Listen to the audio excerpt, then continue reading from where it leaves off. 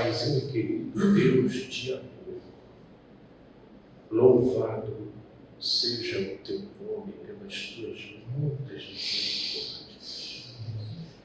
Estamos aqui alegres, felizes, voluntariamente voltados a compartilhar um entendimento em fé que nos é comum, que são as preciosidades da graça do teu Evangelho. Louvado seja o teu nome, porque tudo o que vem de bom vem de ti, do Pai das luzes, e que compartilha os nossos corações verdades com poder e potencial para pacificar, fortalecer, consolar, animar. Nesse mundo onde somos atravessados por inúmeros estímulos que nos induzem à tristeza, ao medo, à culpa, ao pânico. Por isso, meu Deus, te pedimos que esse encontro possa produzir o bem desse fortalecimento, desse resfolegamento da alma e do espírito, na meditação, no discernimento e na apropriação das prerrogativas do teu Evangelho. E é nesse espírito que colocamos em tuas mãos o pequeno Tito, te agradecendo, meu Deus, por tudo que tu tens feito. A alegria daquela mãe é a nossa alegria, tanto quanto a tristeza dela foi a nossa tristeza. E te agradecemos, ó Pai, pelo sopro da massagem do teu amor, poupando a tua filha dessa dor, o que por conseguinte também poupa a todos nós, e nós te agradecemos, meu Pai. Estando bem certos, ó Deus, que a recuperação do Tito até esse momento vai progredir até a sua recuperação. Sabedores de que ela é pouco, ainda que ela choque, eu todas as mãos, está nessa recuperação da cirurgia, a persuasão do teu espírito, que é ao mesmo tempo sutil, absolutamente efetivo, que ela se declara no coração,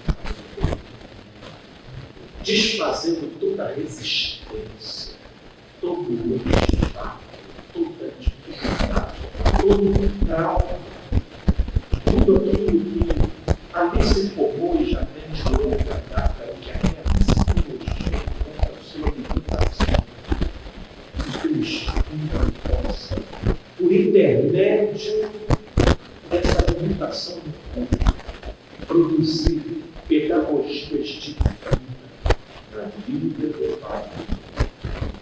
E somos gratos pela presença do Pai dele na vida, por essa graça.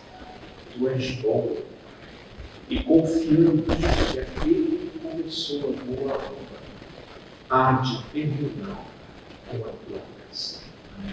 Isso confiamos. Colocamos em tuas mãos também a esposa do João, que veio vivenciando perdas, e essas perdas vão bombardeando dentro da gente tristezas e sentimentos sensíveis, com potencial de afogar a nossa consciência em percepções e crenças equivocadas, mas que o teu Espírito possa socorrê-la com graça e consolo.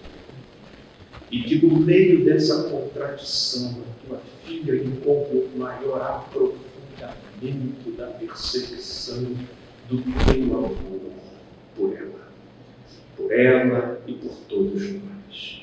Sim, meu Deus, estamos aqui te pedindo para que tu faças aquilo que nós encontramos limitação em fazer, naquele trato pessoal e individual, exclusivo, único, que é próprio da atuação do teu Espírito em nós. É nisso que confiamos, ao mesmo tempo aqui junto com todo o grupo, colocamos em tuas mãos a Julinha. Pai, que nela tu possas despertar, produzir nela aquele despertamento da vida, tanto quanto fortalecer na Jane toda a esperança e fé, a fim de que, mesmo percebendo o seu limite em fazer ou ajudar, é nessas horas, meu Pai, que inevitavelmente olhamos para Ti ou cedemos ao nosso próprio desespero. Salva a Jane do desespero, meu Pai. E aqui nos fortalecemos juntos e unidos numa só consciência, pedindo que o dedo do Teu Espírito toque no coração e no olhar da Júlia, a fim de que ela se converta na direção da vida, da paz e da certeza do teu amor. Esse é o nosso desejo, a nossa oração, bem como colocamos tantos outros que aqui não foram mencionados, que inclusive aqui nem puderam estar, mas que nós ficamos esperançosos de que estarão sobre as mãos cuidadoras, preservadoras e fortalecedoras do teu Espírito. Ser conosco nesse momento de reflexão, fala aos nossos corações, que haja instrução para edificação, libertação de amarras. Sim, meu Pai, opera a tua obra. É o que te pedimos e desejamos, no nome de Jesus. Amém. Bate no peito, meio sem jeito, teu coração, em teu silêncio, o tédio é imenso, só desilusão. Diga pra mim o que é que há. Conheço alguém que pode dar plena paz, solução.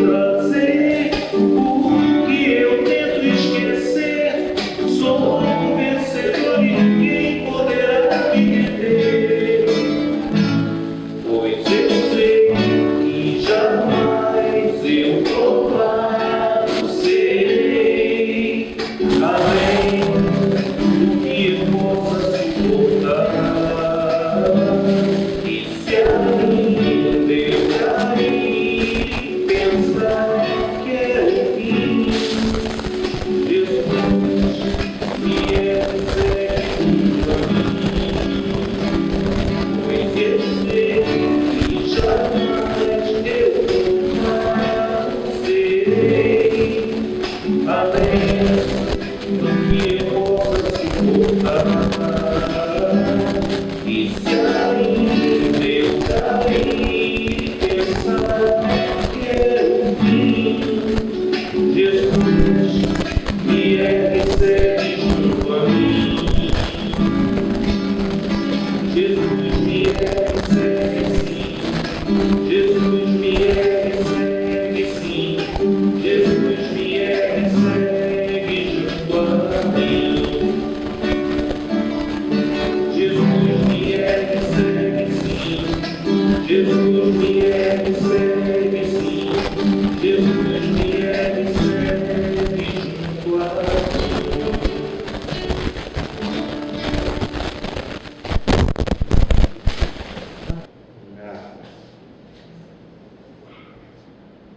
Deixou aqui das boas-vindas. Bom dia, boa tarde ou boa noite, dependendo de quando você estiver nos assistindo. Estamos aqui na nossa reunião dominical na Penha, em frente à estação do BRT, da Praça do Carmo. E vamos trazer hoje uma mensagem que particularmente, meus irmãos, eu considero que nós vamos hoje falar aqui sobre os rudimentos desse mundo. Sim, porque a razão de nós conversarmos sobre o que nós vamos falar tem a ver com uma distorção milenar perpetrada pela religião dos homens e a sua moral, produzindo uma cultura de rejeição, preconceito e, por conseguinte, repressão e maus tratos com relação à expressão de gênero, de sexualidade e, por que não, da disposição psíquica humana das pessoas. E é isso que nós vamos juntos aqui querer pensar, porque eu recebo muitas questões e nas redes sociais eu tenho tentado me propor refletir e responder questões que vão sendo enviadas, e muitas que eu recebo giram em torno desse tema. Por essa razão, então, eu resolvi gravar uma mensagem, porque por mais que vamos versar aqui os rudimentos desse mundo, e eu ainda vou justificar melhor por que eu estou falando dessa forma, a distorção que é criada em cima desse assunto gera-se algumas implicações. Eu quero primeiro ler o tema. O tema vai ser homossexualidade e questões de gênero e o Evangelho de Jesus. Homossexualidade, questões de gênero e o Evangelho de Cristo Jesus. Quais são as implicações que se geram, os equívocos e os enganos e os moralismos em cima dessa matéria? Número 1 é uma verdadeira ignorância de pessoas que tentam interagir com a Bíblia e com o Evangelho em não saber como lidar, como responder e como interagir com pessoas de uma sexualidade diferente daquela convencionada na norma, que é a heterossexualidade.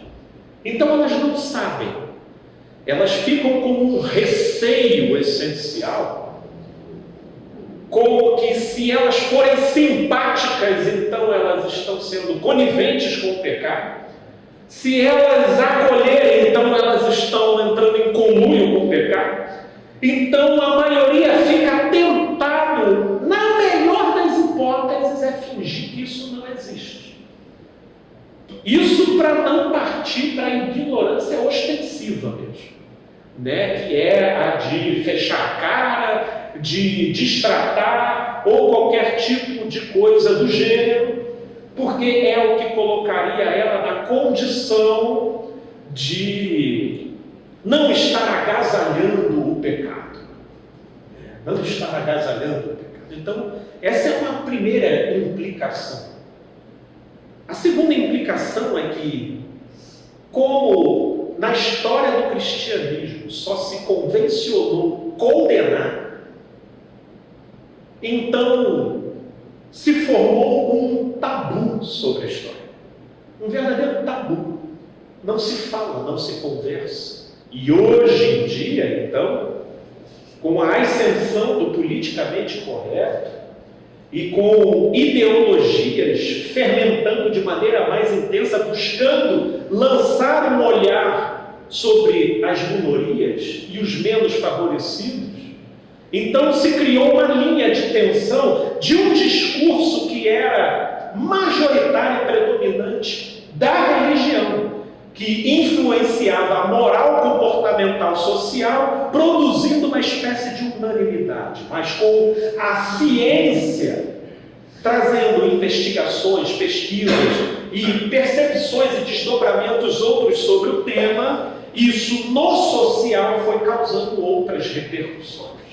E aí foi criando um polo gravitacional diferente do produzido pelo discurso da igreja e da moral religiosa.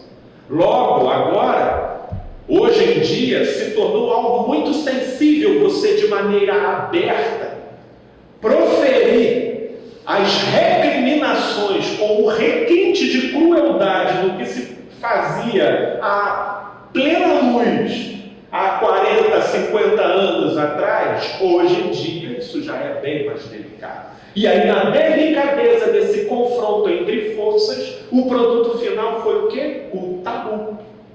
Aí já não fala-se mais sobre isso. Ninguém conversa. E quando eu vejo pessoas ensaiando trazer uma fala sobre isso, particularmente são falas desequilibradas, pautadas em algum extremo, e que não reflete a complexidade, tanto quanto ao mesmo tempo a simplicidade que esse tema traz para a gente. Então, para a gente poder conversar sobre isso, eu particularmente me sinto muito limitado com o tempo que a gente tem hoje aqui para conversar, para a gente tentar desconstruir séculos de exagero, de engano e de pressupostos equivocados que foram utilizados para negativar, denegrir e estigmatizar toda manifestação de sexualidade fora da normatividade como sendo algo abominável e execrável. Abominável e execrável. E nessa direção, eu inclusive vou querer aqui tomar determinados pressupostos para a gente poder pensar. E vai ser em cima do que eu vou falar. Porque eu também não quero aqui que pessoas pensem que eu estou aqui fazendo apologia a essas manifestações, lançando sobre elas um fim em si mesmo, como que quem não experimentá-las ou não passar por elas estará fora do novo enquadramento e da nova modalidade daquilo que se está buscando para o mundo.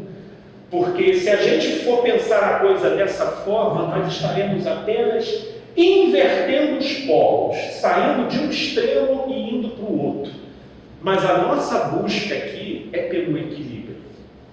E pelo equilíbrio, pelo menos no que diz respeito a essa matéria aqui que nós vamos falar, nós precisamos resgatar as ênfases e as importâncias conforme elas foram encarnadas e ensinadas por Jesus. Porque, por favor, entendam uma coisa que eu vou falar. Pior do que uma mentira, ou tão pior, ou tão prejudicial quanto uma mentira escrachada, é uma verdade desbalanceada e descaracterizada das suas ênfases. É algo com potencial de verdade, mas que acaba recebendo uma descaracterização de suas proporções e de sua importância, produzindo, por conseguinte, uma anomalia que não representa a simplicidade da verdade original. E é em cima disso, desse grande malefício perpetrado pela religião e pela moral dos homens, que nós vamos conversar. Então, isso inclusive indica a razão daquele que será o texto que vai balizar aqui a nossa leitura, que a princípio pode-se considerar como sendo fora de contexto, mas logo logo vocês vão entender que é ele que reflete o espírito do que nós vamos conversar aqui. E está lá no Evangelho de Marcos, no capítulo 7. No Evangelho de Marcos, no capítulo 7,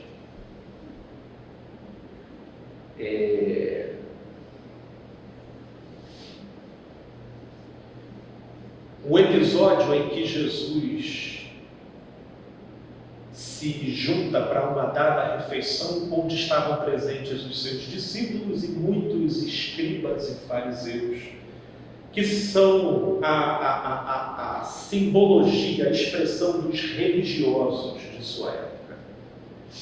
E Jesus, ele se senta sem lavar as mãos, sem praticar os rituais daquilo que era associado à purificação. E naquilo em que ele faz, ele escandaliza. Ele deixa pessoas chocadas. Mas por que mesmo assim Jesus senta sem lavar as mãos? Porque, em tese, a religião ela vive para tentar não chocar. Por isso que uma das suas principais ênfases é a reputação e a imagem. Porque com isso bem preservado, você não estará chocando ninguém.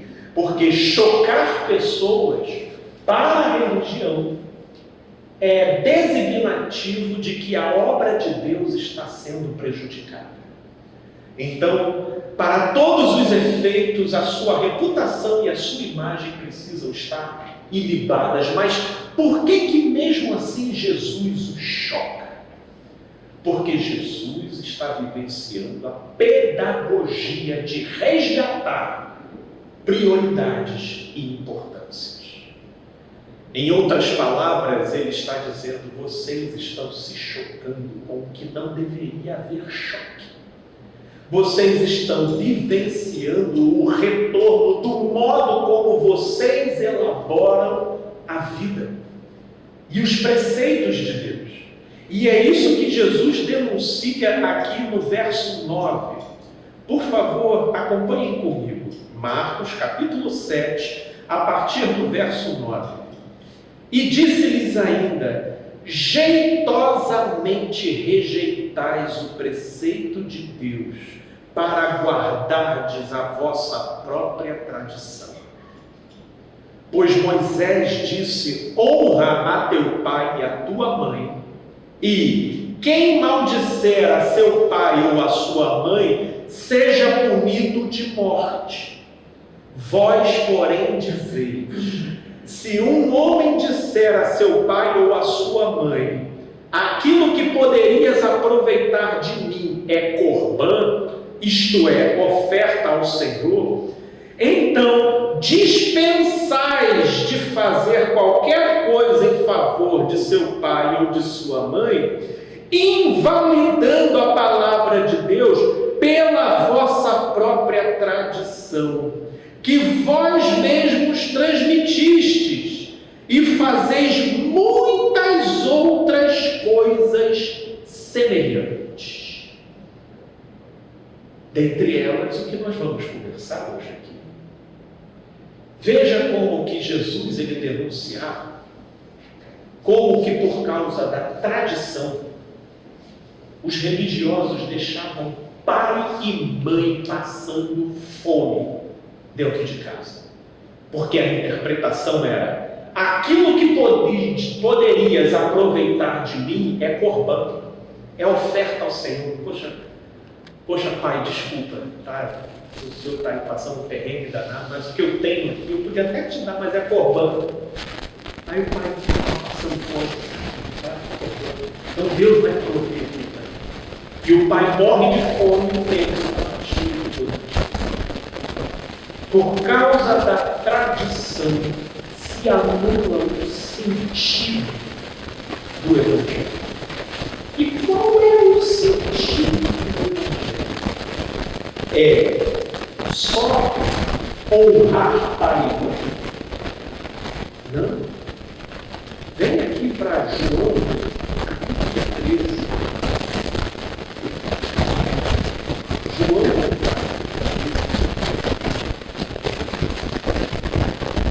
no verso 35, verso 34, novo mandamento de Deus, que vos ameis uns aos outros, assim como eu vos amei, que também vos ameis uns aos outros. Nisto conhecerão todos que sois meus discípulos, se tiverdes amor uns aos outros. Se tiverdes amor uns aos outros. Jesus está mas ao mesmo tempo ele denuncia como que em nome da tradição nós criamos ênfase e prioridades que nos levam a perder o sentido simples a realizar dessa vida.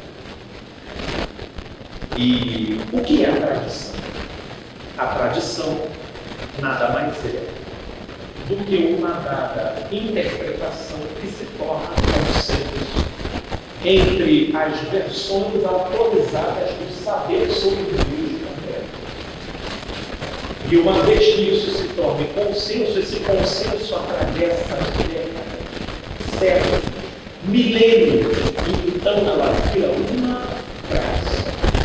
Porque é um saber e uma interpretação que via consenso atravessou décadas de não questionamento, ou não obsolescência, ou não desrespeito. E a tradição, então, ela é uma das formas de produção de status de verdade para uma determinada pessoa. Qual a segunda forma de produção de status de verdade? É justamente o consenso entre o grupo. Inclusive, é o consenso entre o grupo que forma aquilo que nós chamamos de moral. Moral é a maioria.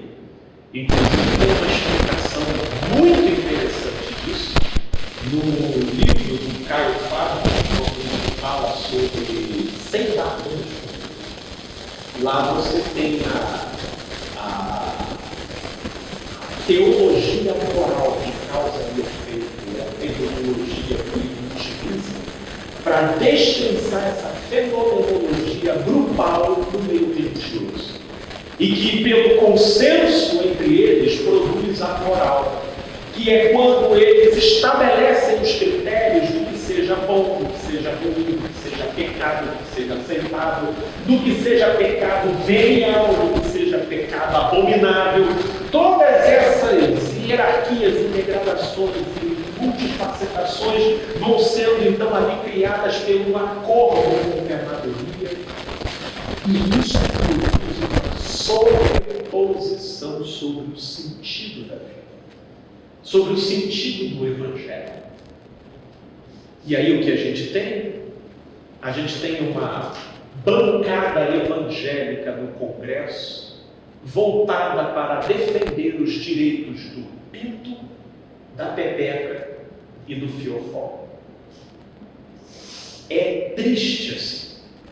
Triste a perversão de ênfases e de prioridades que a gente vai vendo, inclusive nos púlpitos, pelo modo como certas coisas vão perdendo o seu lugar, porque se eu for começar com Jesus, na época onde a cultura grega já havia se imiscuído com a romana, e já se falava, portanto, da cultura greco-romana, onde a relação homossexual era absolutamente comum.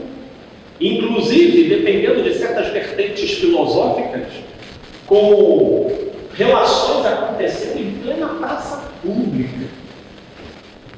Então, com algo tão frequente e com uma filosofia tão entranhada, e com a presença dos romanos de maneira tão presente na Palestina, porque naquela época Israel estava subjugada ao governo de César. Por que Jesus, à luz dos homens, sim, aquele de quem lá em Colossenses se fala que era a imagem do Deus invisível, por que ele não fala nada sobre isso? Nada. Nada. Nada. Ele, nos evangelhos, um dos maiores discursos de Jesus é sobre ansiedade.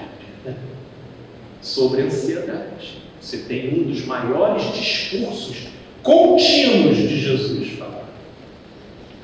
Você tem falando sobre o ódio. Você tem falando sobre a hipocrisia. Ó, sepulcros caiados. Fora, limpos e adornados, e por dentro apodrecidos. Você tem, Jesus.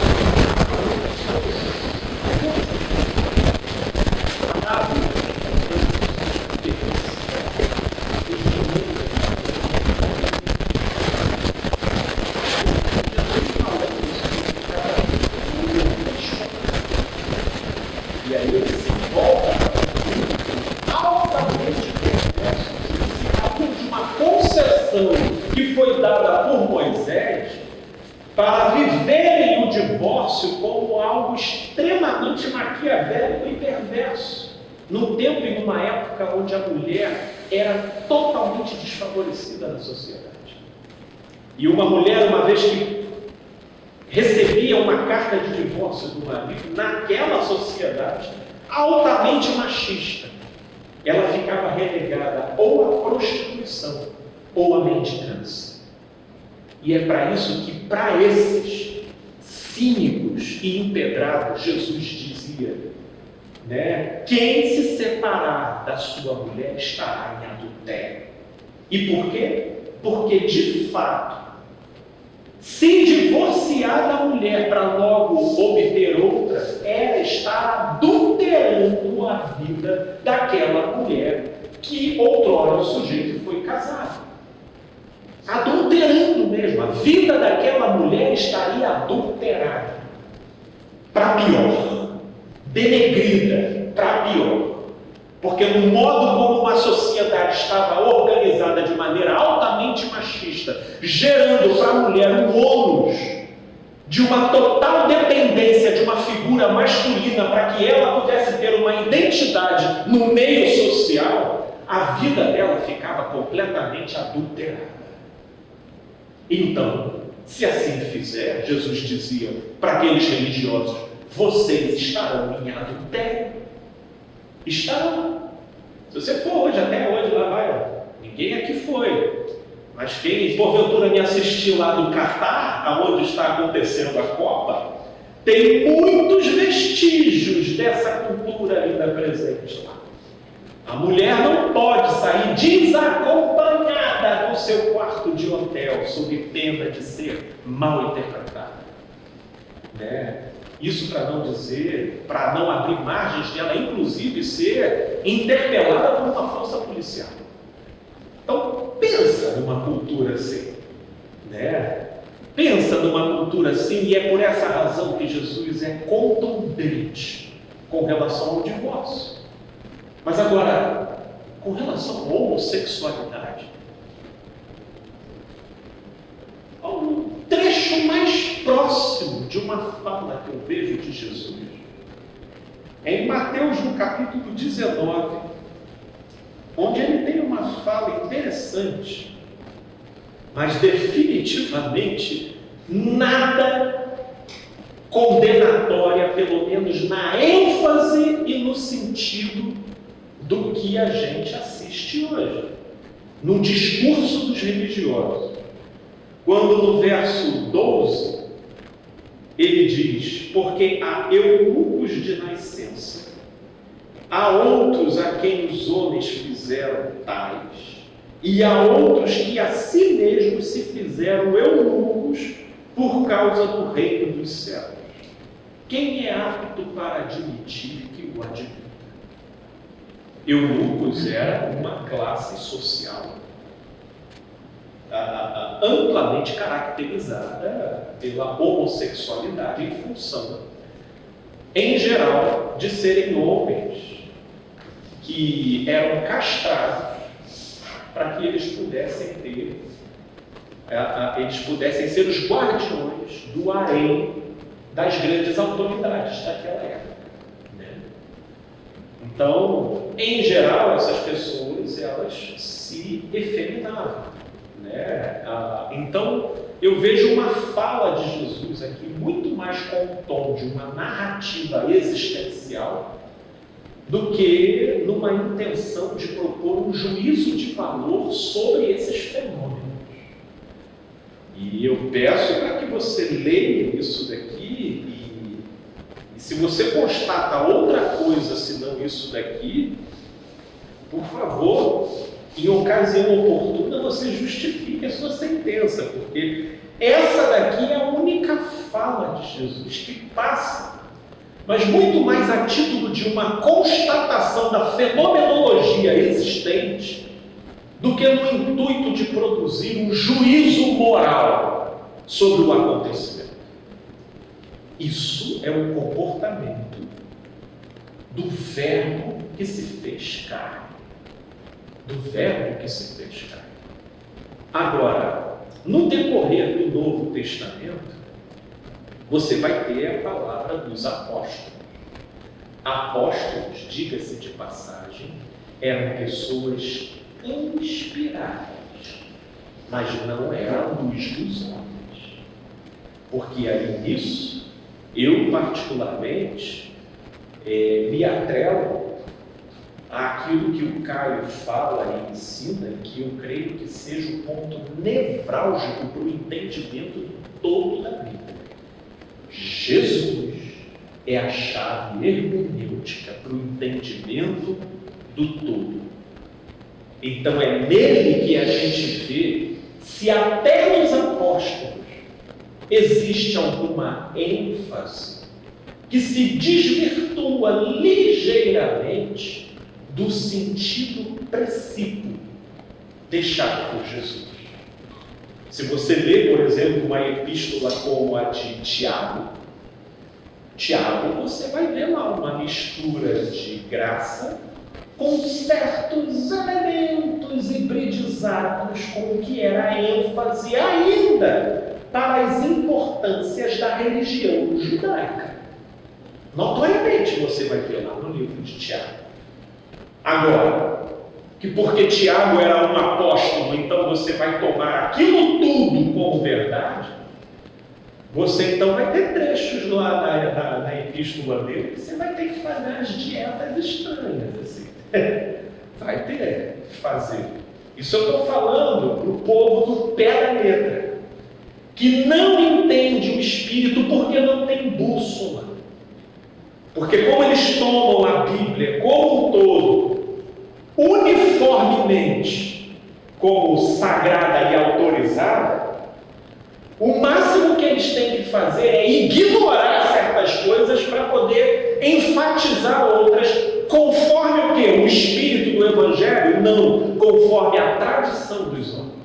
E isso é o modo como a religião funciona. Aí ficam perdidos, né? Perdidos. Porque Numa seletividade arbitrária, né, da leitura da Bíblia. Perdidos. Porque as ênfases ficam descompassadas. Não descompassadas, porque da onde vem a ousadia dessa perversão e prevaricação das ênfases que eles produzem na Bíblia? Da tradição e do consenso entre a maioria. Nisso vem a ousadia deles. Que porque eles estão falando de certezas que são corroboradas por décadas, centenas de anos, então isso produz peso de verdade. E é em cima disso que eles batem no peito sob pena hoje em dia, até de serem cancelados virtualmente, mas eles se sentem missionários, cavaleiros e paladinos da verdade, falando e esbravejando aqui como se eles estivessem defendendo a palavra de Deus. Mas eles não percebem que eles estão massacrando pessoas, que eles estão violando vidas. E aqui vai começar a entrar uma história não tão contada nos capítulos dentro da igreja, sobre a estatística extraordinária de suicídio de homossexuais. Suicídio.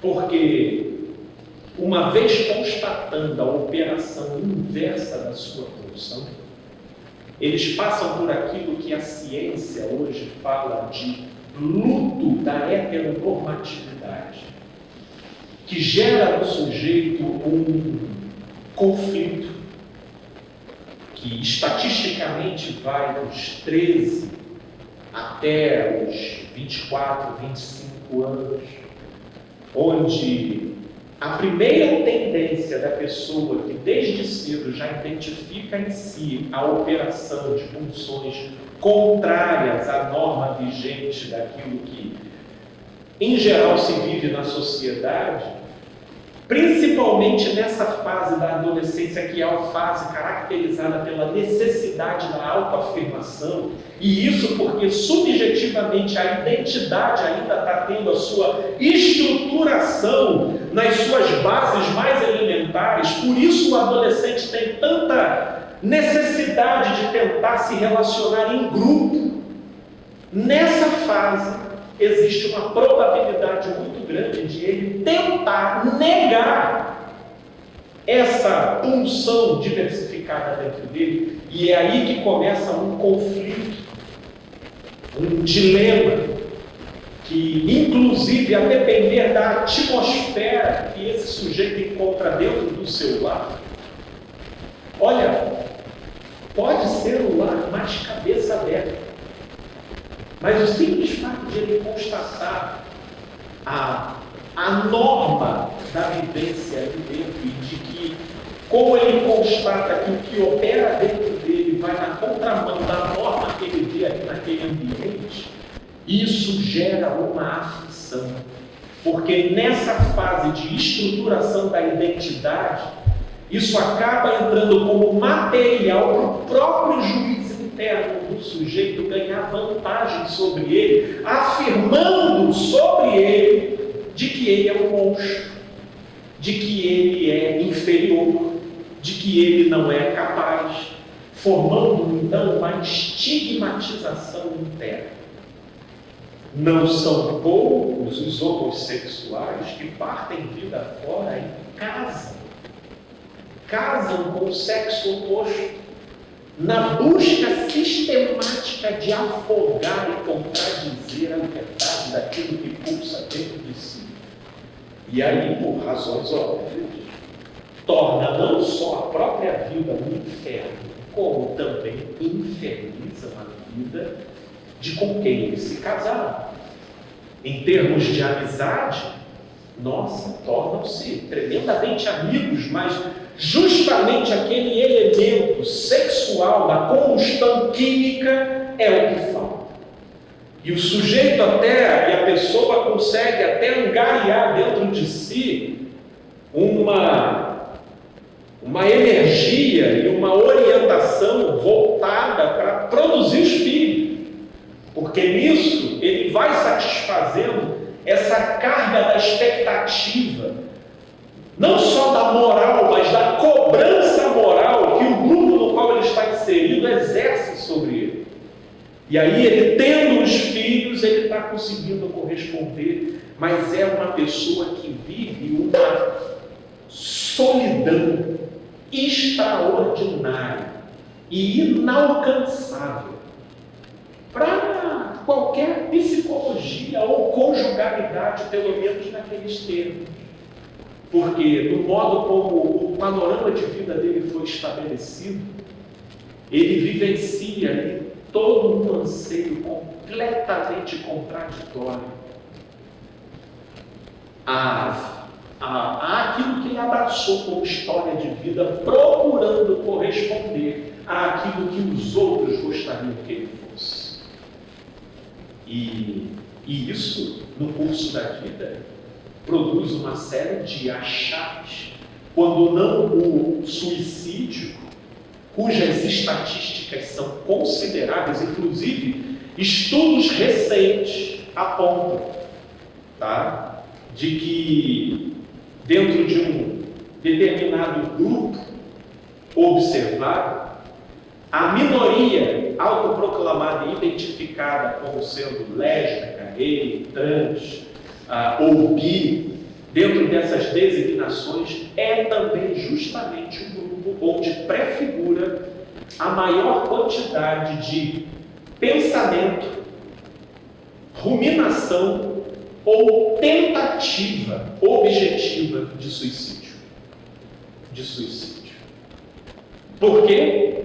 Porque dentro da normatividade social estabelecida, a não constatação de que você opera dentro dessa norma, principalmente na fase da adolescência, onde as estruturas da identidade ainda estão formadas de forma muito precária,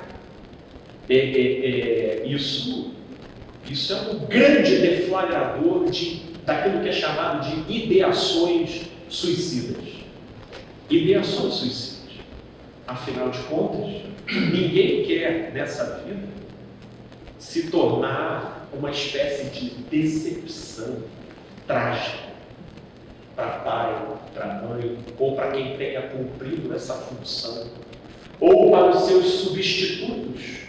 Porque na linha do desenvolvimento subjetivo de Lacan e de muitos pensadores da psicologia, existem instâncias grupais que vão exercendo a função de substituto dos papéis, em primeiro lugar exercido pelos pais, ou por quem tenha cumprido essa função. E quem são essas figuras substitutivas? A igreja, que são coletivos que agregam o sujeito. A escola são coletivos que agregam esses indivíduos. O trabalho, por exemplo, o exército ou as instâncias de trabalho, entendeu? Ou os grupos de amigos no condomínio, pensando agora hoje na nossa conjuntura, ou seja, os grupos sociais, eles são os substitutivos que vão começar a produzir uma cadeia maior de complexidade de estímulos e interações para o sujeito desenvolver a sua própria identidade. Agora, se ele já vem de uma família com valores e pressupostos altamente tradicionais e parte para um grupo substitutivo para a estruturação da identidade dele, que é para dentro de uma igreja, e aí o pastor e todas as figuras de autoridade cumprem o papel substituto do grande pai, do falo, do norteador para ele. Imagina que lugar que esse sujeito vai ter. E o fato de ele assumir a própria verdade dele, olha quantas decepções, quantos choques e quantos dilaceramentos o sujeito vai produzir. A começar do pastor, a começar depois dos irmãos e depois dos próprios pais. É uma sinuca de bico, é um cheque-mate do xadrez da vida. Reprovável para praticarem coisas inconvenientes. Aí ele vai dizendo, que coisas inconvenientes são essas? Versos 29, cheios de toda injustiça. Toda injustiça, são tremendamente egoístas. Malícia, sim, eles vão vendo chifre e cabeça de cavalo em tudo. São altamente paranoicos, ficam vendo maldade, seja no âmbito sexual, ou seja no âmbito da maldade, de tudo. Tudo tem segundas, terceiras intenções. Malícia, avarentos, são absolutamente apegados a tudo que eles têm, e maldade, são maus, completamente insensíveis, olha, possuídos de inveja, sempre olhando o que o outro tem com ressentimento ou com competição. Homicídio, se eles não matam, eles ficam super felizes quando alguém fora do grupo deles morre, entendeu? Deus puniu, entendeu? São homicidas. Contenda, sempre arrumando confusão com tudo, dolo e malignidade, sendo difamadores, falando mal sem ter conhecido, sem ter chegado perto, sempre, principalmente quando não conseguem contra-argumentar, o seu principal artifício é rotular para desqualificar o outro. Isso aí, inclusive, é a engrenagem do bolsonarismo. Né? E aí, caluniadores, eles caluniam, aborrecidos de Deus, insolentes, eles xingam, eles não têm hora, eles querem ofender, soberbos, eles são altamente arrogantes na posição deles, presunçosos, inventores de males e desobedientes aos pais, insensatos, pérfidos, ou seja, eles quebram combinar o teste de Turing. Só que ele desenvolveu um teste de Turing interessante, baseado no próprio dilema que ele viveu na vida dele. Isso porque religioso diz que homossexual nunca vai ter a bênção de Deus, e eu tenho aquele entendimento que Tiago fala lá, na epístola dele, de que toda boa dádiva vem do alto, do Pai das luzes. E uma sapiência como o de Alan Turing, meu Deus, não se pode negar, mas ele era homossexual. E num tempo e numa época onde essa prática era proibida na Inglaterra, na Grã-Bretanha. Então, em 1952, ele é obrigado a se submeter à castração química. E 2 anos depois, ele se mata. Mas baseado na vida que ele vivia, naquela sociedade repressora e altamente restritiva, é que ele faz o teste de Turing. Como que era o teste de Turing para poder ver se as máquinas possuíam mente? Ela basicamente constituía da seguinte forma: colocava-se uma máquina e uma pessoa atrás de um recipiente, de uma parede ou de um obstáculo, e o voluntário que ia lá para fazer o teste, ele iria interagir com os dois. Ele poderia falar sobre os mais diversos assuntos, ele poderia jogar jogos, ele poderia até flertar com quem estivesse ali atrás. No final, ele teria que adivinhar quem era a pessoa e quem era a máquina. E se ele atribuísse a máquina como sendo a pessoa, era sinal de que então a máquina possuía uma mente. E diga-se de passagem, isso aconteceu muitas vezes. Tudo bem que a teoria de Turing foi relativizada, porque por mais que essa experiência fosse muito interessante, ela não traz o preditivo absoluto de que por causa disso, então, a máquina pode ser considerada como tendo uma mente, porque teriam que se levar em consideração outros fatores, mas o que chama a atenção é que Alan Turing cria um teste, e que teve lá sua efetividade, porque trouxe ali uma série de pressupostos para a análise da ciência. Alan Turing cria o teste dele baseado no modo como era a experiência existencial dele na Inglaterra naqueles tempos. Porque ele dizia, porque ele era um homossexual que tinha que viver como heterossexual. E as instâncias públicas, elas tinham os seus questionários e as suas formas de tentar ver se você estava dentro da heteronormatividade, você entendeu? Então os homossexuais tinham que disfarçar o tempo todo e viver como se não fossem. E Alan Turing durante muito tempo conseguiu ludibriá-los. Então Alan Turing dizia, interessante, eu sempre consegui ludibriar todo mundo de que eu era heterossexual, mesmo não sendo. Porque no final das contas não importa a verdade de quem você é, e sim o que as pessoas pensam que você seja. No final é isso que importa. Por isso é que eu acho que não importa se a máquina tem mente ou não, importa se as pessoas vão achar que ela tem ou não, de fato e verdade. E é essa grande contribuição que Alan Turing deixou.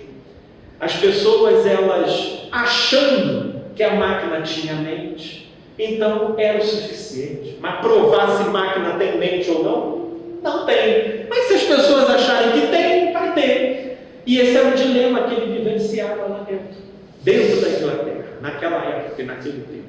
Bastava as pessoas pensarem que ele fosse hétero, mesmo ele não sendo. E no final das contas é isso que vigora no nosso meio. Por isso é que o meio evangélico religioso é o meio mais propício para toda sorte de mentira. Porque pelo modo como eles são repressores, pelo modo como eles não sabem lidar, as pessoas ali dentro só precisam que o grupo pense que elas sejam aquilo que elas sabem que o grupo gostaria que elas fossem. Mas olha, meus amigos, seja lá o que isso aqui seja, vocês podem chamar isso daqui de igreja, ou de grupo, ou de estação do caminho, whatever. Mas queremos sempre zelar por um espaço onde as pessoas possam ser o que elas são, em Deus. Sobretudo, se o essencial é preservado. E o que é essencial, Felipe? Mateus capítulo 7. Aquilo que quereis que os homens vos façam, fazei a eles também. Nisso se resume a lei e os profetas. Ou João, capítulo 13, versículo 36. Nisto conhecerão todos que sois meus discípulos, se tiverdes amor uns pelos outros. Lá no início eu disse que eu estaria aqui falando sobre os rudimentos desse mundo, porque séculos de perversão levou a religião a se tornar a defensora do pinto, da pepeca e do ânus, como se isso fosse a maior defesa pela moral cristã desse mundo.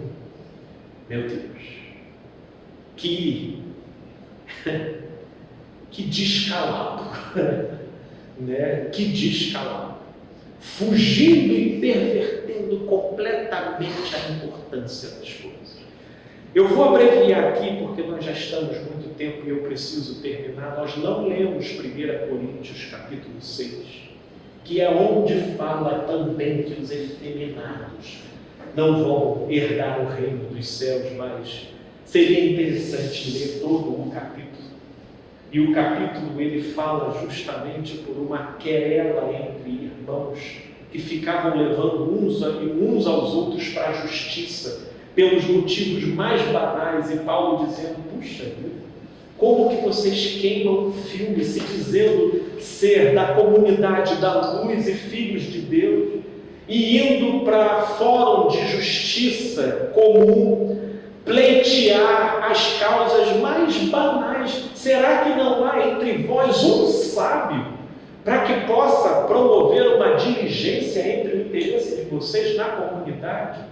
E é aí que ele vem dizendo no versículo, a partir do verso 19, de que, ou não sabeis que não herdarão o reino dos céus? E aí ele vai falando várias características, mas que os religiosos recortam só o efeminado, lembrando que efeminado ali está na esteira, também do mesmo espírito do que nós lemos em Romanos capítulo 1, ou seja, voluntariedade. Pessoas que vão tomando um circuito de depreciação da consciência na direção do egoísmo, da perversão e da maldade tal, que vão se descaracterizando em relação ao sentido principal da vida, que é o amor. Mas um homossexual, meu Deus, que componha e preserve a humildade, a mansidão, se tornando pacificador, misericordioso, com fome e sede de justiça, manso. Meu Deus, por que essa pessoa não seria bem-aventurada? Qual a razão de ela não ser bem-aventurada na vida? Aí vem algumas questões de religioso, porque o religioso ele cria embaraço para ele mesmo. Que agora eu já veria alguém aqui, de repente, na internet me perguntando: Felipe, você faria casamento de homossexual? Eu não faria nem de hétero. Eu não caso heterossexual, não caso.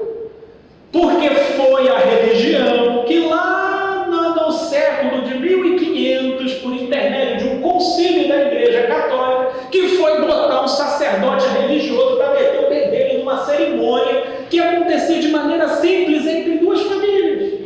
E hoje nós temos aí o casamento no modo como está acontecendo, mas olha, eu não tenho nada a ver com a arrogância sacerdotal que arroga para si a presunção de que ele lá no altar concede uma bênção e ali está chancelada a relação. Desculpa, eu não tenho essa presunção. Então eu não caso nem hétero, eu não caso homo, eu não caso ninguém. Agora vocês aí que ficam chamando essa presunção para vocês, dá o jeito de vocês de casa. Então, vocês vão ser postos na justiça para ter que casar. Mas eu não tenho esse poder, eu não tenho. Já celebrei um casamento. E em termos de celebração, celebrar uma outra coisa. Não está celebrando. Casando, de maneira alguma. Casar é entre um casal, e olha lá. E às vezes só depois de um tempo é que a gente vai ver, estava casado mesmo. Só nunca casou. Ficaram juntos, mas nunca estiveram casados. É porque as pessoas não têm essa perícia de olhar existencial sensível, porque são muito presas a tradições. Tradições e morais, ritos e liturgias. E aí acham que porque foram lá no cartório e lá na igreja e casaram, eles passaram por um portal dimensional. Agora estamos casados. Já tolinhos. Então, não surjam questões onde não existe. Eu nunca casei e nunca vou casar. E eu com a minha esposa ainda estou no gerúndio. Estou casando. Se eu for falar do ponto de vista psicológico existencial, fazem quase 10 anos aí que a gente está nisso, mas estamos no gerúndio. Quase 10. Isso aqui foi uma pincelada, gente. Teria mais para a gente falar, mas eu acho que daqui já dá o suficiente para lançar um esboço. Dá para a gente estender. Eu me lembro que teve uma outra pregação que você fez sobre isso, que você foi até bem assim, possivelmente você tinha feito uma passagem que, se não me engano, foi Paulo, era Paulo perseguido. Isso. Que geralmente as pessoas que têm essa questão de repetir com violência, os homossexuais, elas de fato têm alguma coisa ali que elas desejam, sei lá, suprimir, matar, e ela pensa assim, não, tipo, eu vou matar um outro. Tem uma fenomenologia. Que diz, né? E aí você fez esse tipo, cara, assim, me ocorreu uma situação que eu vou tentar ser rápida, porque você já quer finalizar, né? Eu tenho um parente que é homofóbico até o osso, né? Ok. Mas muita coisa. No nível de, assim, às vezes eu não consigo caminhar com ele na rua. Eu tiro, eu gosto muito dele, mas não dá pra andar. Cara, quando vem uma pessoa homossexual perto da gente, eu entro em desespero, porque eu fico com medo dele fazer alguma coisa. Entendi. E eu tenho que ficar ali, parece uma criança, que você tem que ficar puxando a rédea. Esses casos aí são bem sintomáticos. Pois é. Mas ele mandou no grupo da família, sem querer um vídeo, e aí apagou. Só que quem tem aquele WhatsApp GP, não paga, né? E aí ele falou, pô, mas quem mandou aqui foi um amigo, me zoando. Então, eu pensei, cara, eu tenho milhões de amigos. Ninguém, nossa, de verdade, só no celular agora, ninguém me manda vídeo, eu tenho amigos de brincadeira, assim, de zoação pesadas até. Ok. Mas ninguém me manda isso, porque eu não tenho caminho. Então eu fico me questionando, como é que uma pessoa nesse nível vai receber de um amigo um vídeo dele? Porque se ele acha assim com a família, na rua deve ser pior ainda. E você não tem aquele filtro, né, de vou tentar me repetir. E a gente ficou naquela coisa. E essa aí, eu tenho pra mim, eu não sei, acho que eu não me concluo. Mas que é estranho, E é demais. Nesse nível E quando eu respondo pra ele mesmo dessa pregação assim, que tipo, a gente quer matar o outro, que tem muito da gente. É verdade. E olha, caberia até uma segunda mensagem, se vocês suportarem, né? Porque, cara, esse tema, que aí entraria até pelo viés do que a Dandara está trazendo. Porque essas funções estão dentro da gente. Né? E aí a gente vai para uma psicologia mais estrita para poder entender e ver o modo como essas coisas vão se direcionando dentro da gente. Mas o grande problema é a gente lidar com isso de maneira moralista. É aí que mata. É aí que a coisa desencadeia. E seria interessante também a gente falar do quanto é perverso, né? Porque assim, parece que o filho de uma pessoa conhecida na internet, eu vou falar o nome que está gravando, né? Depois eu falo em off. Ele se matou porque o pai ficava falando que a homossexualidade era do diabo. Era do diabo. Ele sempre falava que era do diabo. E o filho se descobriu dele. E aí, ou seja, ele cavou a cova, né? Cavou a cova do filho, infelizmente. Então, eu peço a Deus para que mentes, propostas e palavras lúcidas, realmente alinhadas com o espírito do Evangelho, sejam levantados para que pessoas possam ter o seu espaço de vir a ser no mundo, sem que a gente crie prevaricações com relação ao sentido essencial do Evangelho. Gente, vou fechar aqui com o pessoal. Minha gente, é um tema vasto, Estou aqui com a minha cunhada aqui, beijão. Vamos fechar aqui, já estamos com o tempo avançado. Obrigado pelos que puderam estar. Esse vídeo vai ficar gravado aqui no meu Instagram e depois vai ser levado lá para o meu canal no YouTube. Valeu, gente boa, e até a próxima com a graça de Deus. Valeu!